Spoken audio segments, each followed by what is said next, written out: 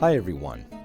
On March 8th, the Holy Orthodox Church celebrates the memory of the wonderful, wonderful saint who is named Theophylact of Nicomedia. Now, Theophylact was born around the year 765, but curiously enough, his original biographer did not happen to say exactly where he was from. All we know for certain is that he made his way at about age 25 to Constantinople, where he was involved in many studies, perhaps desiring to be a monk, and came under the tutelage of someone named Tarasius. Now, Tarasius at that time happened to be the first secretary to the emperor, and he took a liking to Theophylact and eventually was responsible for his religious and secular studies. Now, this same Tarasius would eventually be Patriarch of Constantinople and indeed is a saint of the church as well. Because after the Patriarch died and Tarasius, who was very, very much in the good graces of the Empress Irene, who was very much an iconophile, well, she chose him to be the Patriarch. And together, the two of them, of course, in the year 787, when they convoked the Seventh Ecumenical Council, the second of the city of Nicaea. So these were rather turbulent times in trying to reestablish the holy icons in the church.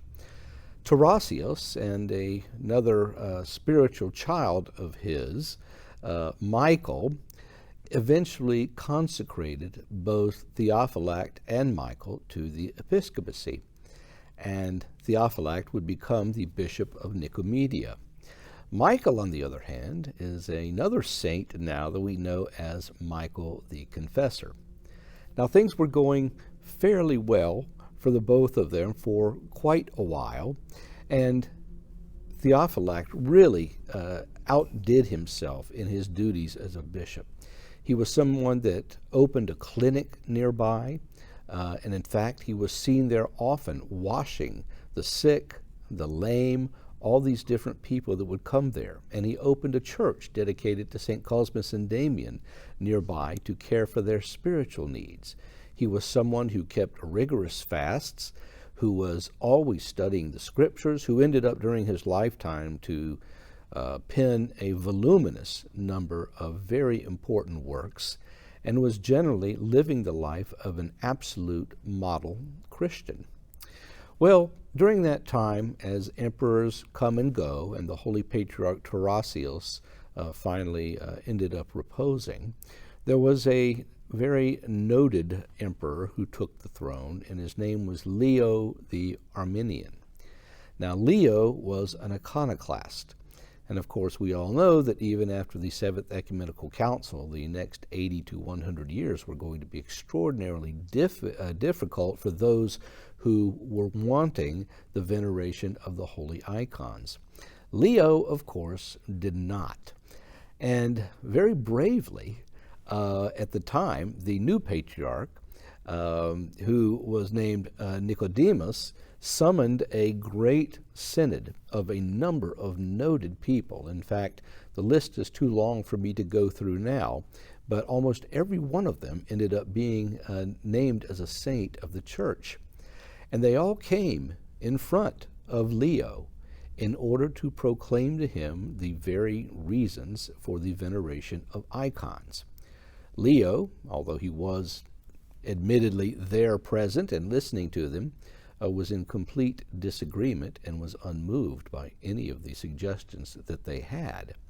Well, at this point, Theophylact stood up to him, and he said, well, I know that you don't care much for the long suffering of the Lord, but I tell you now, if you go the way we think you're going to go with all of this, then you're going to have a hurricane of hurt come upon you.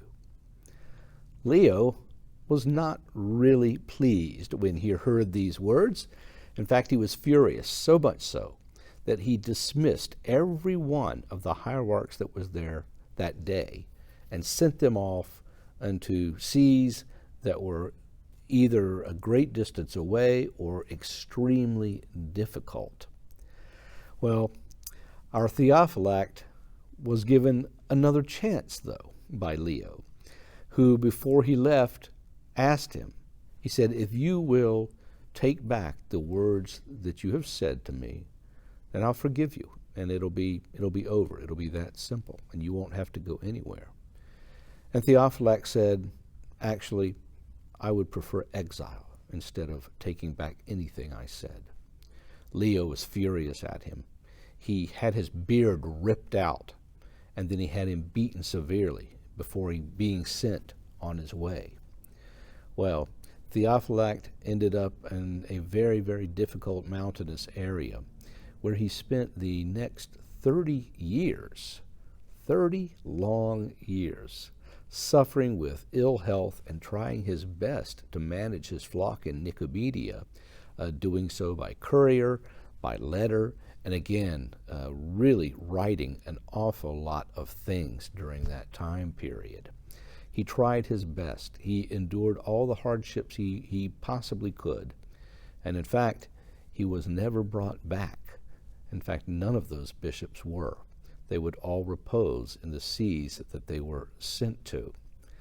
But Theophylact was not angry about any of this. He bore it all with what he felt was love for his Lord and a great sense of Christian responsibility.